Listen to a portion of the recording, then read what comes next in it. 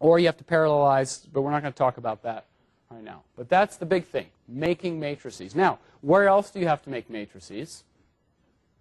Think about our vorticity equations.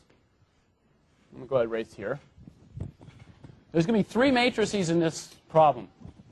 And if we look at this equation here,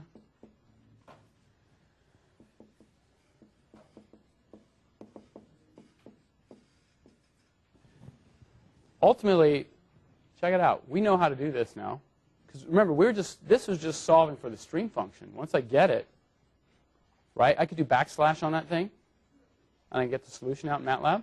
But ultimately, what we're kind of advocating here is I have this operation. This is just going to be equivalent to that. Matrix A does 2 derivatives in x, 2 derivatives in y. All I got to do is take any vector, multiply that matrix. I've got what I need. Here, I'm going to have things like omega x, omega y, psi x, psi y. Here, I'm taking just the derivative in x. Here, I'm taking just the derivative in y. And this is going to be equivalent to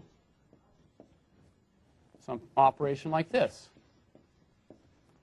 Here are the 3 matrices you're going to build for this thing.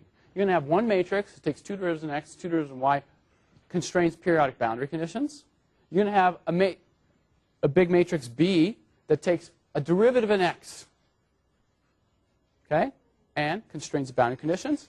Derivative in y constrains the boundary conditions. These 3 matrices you have to get absolutely dead on correct, okay? And so I think it's going to be homework 3, and that's all I'm having you build is those 3 matrices. Because you cannot do the homework if you don't get those right, right? All this evolution of vorticity and stream function, you've got to get every single one of those 10,000 by 10,000 components dead on, or else the whole thing's off, okay?